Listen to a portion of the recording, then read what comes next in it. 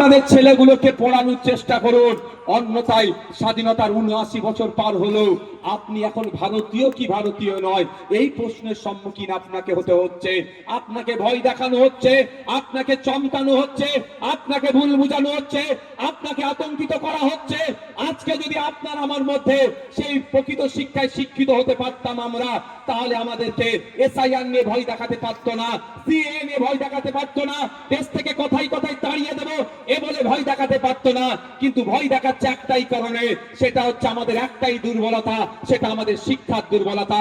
তবে আমরা আজকে যে সাফার করছি, আমার একটা বাগদি সমাজের ভাই, আমার একটা বাগদি সমাজের ভাই, আমার একটা গোয়ালা সমাজের ভাই, আমার একটা মুসলিম সমাজের ভাই ব্যাংকে যখন অল্প কিছু টাকা রাখতে যাচ্ছে, তার সঞ্চয়ের টাকা, যখন 1000 বানানটা ভুল করলো টাকাটা কিন্তু তখন ডিপোজিট হয়ে যাচ্ছে। ওই টাকাটা যখন আপনি তুলতে গিয়ে 1000 বানানটা একটু যদি ভুল করে ফেলেন, ওভার রাইটিং যদি হয়ে যায়, ম্যানেজার আপনার দিকে কি আচরণ করছে ভাই? কি গো, খারাপ আচরণ করছে তো? হ্যাঁ, প্রচুর মতো হচ্ছে। আমি যে আচরণের সম্মুখীন হচ্ছি আমার এই বাচ্চাগুলো, সেটা হোক আমরা তো নিশ্চিত ভাবে চাইবো না।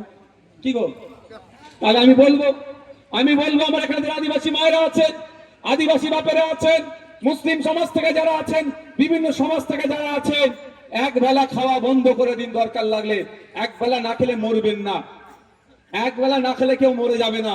তাই বলবো, অনুরোধ করছি, বাচ্চাগুলোকে পড়ান, বাচ্চাগুলোকে পড়ান, শিশুগুলোকে পড়ান। আপনাদের আর্থিক সহযোগিতা যদি দরকার লাগে আমরা চেষ্টা করব, আমরা আপনাদের সাথে থাকবো, কিন্তু অনুরোধ করছি বাচ্চাগুলোকে পড়াতে হবে। যদি না পড়ান তাহলে আমরা আজকে যেই সমস্যার সম্মুখীন হচ্ছি, আগামী দিনে কিন্তু আমার পরিবারের ছেলেরা আরো কঠিন সমস্যার সম্মুখীন হবে। তখন কিন্তু শ্মশানে গিয়ে পাবে না খুঁজে, শ্মশানে তো দাও হয়ে যাবে, পাবে না খুঁজে শ্মশানে কিন্তু গিয়ে কটু কথা বলে আসবে বাপের নামে, কবরে গিয়ে কিন্তু লাঠি দিয়ে পিটাবে ছেলেরা, বলে রাখছি। মিলিয়ে নেবেন কথা। তখন হয়তো আপনি মারা গেছেন, কবর তো থাকবে, কবরের লাঠি দিয়ে মারবে পুতারা যে আমার দাদা আমার ভবিষ্যৎ ধ্বংস করে গেছে, রাগ মিটাবে। শ্মশানে দেখতে পাবে না দাও হয়ে গেছে, শ্মশানে গিয়ে কিন্তু নাতি পুতারা খিস্তি দিয়ে আসবে।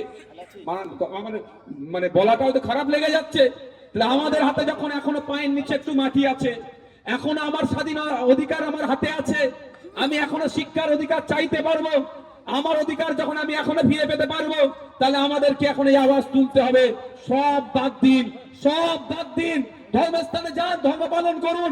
যারা নাস্তিক তারা মানে না, সেটা তারা তার মতাদর্শ নিয়ে চলুক। যে মন্দিরে যাই মন্দিরে যাক, আরো বেশি বেশি করে যাক, আমার কোনো প্রতিবাদ নাই। যে মসজিদে যাই আরো বেশি বেশি করে মসজিদে যাক, আমার কোনো প্রতিবাদ নাই। তবে একটা কথা বলবো, মাথায় এটা রাখুন যে আমি যে সমস্যার সম্মুখীন হচ্ছি আমার ছেলেদেরকে হতে দেব না। আমরা আমার ছেলেদেরকে না খেলেও উপসে থাকবো, রোজায় থাকবো, আমার বাচ্চাগুলোকে, আমার ছেলে মেয়েদেরকে আমি উচ্চ শিক্ষায় শিক্ষিত করবো।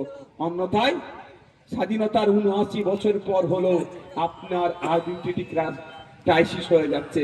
এসআইআর ফর্ম ফিল আপ আপনাকে অন্যজনকে দিয়ে করতে হচ্ছে। কেন ভাই? আমিও করে দিয়েছি, কিন্তু আগামী দিনে তো আমার বাড়ির এসআইআর আমার ছেলেই পূরণ করবে, এরকম তো চান তো আপনারা নাকি? অন্যের কারণে দ্বারস্থ হবো? তাহলে তার জন্য কি করতে হবে? আমাদের বাড়ির ছেলেগুলোকে পড়াতে হবে।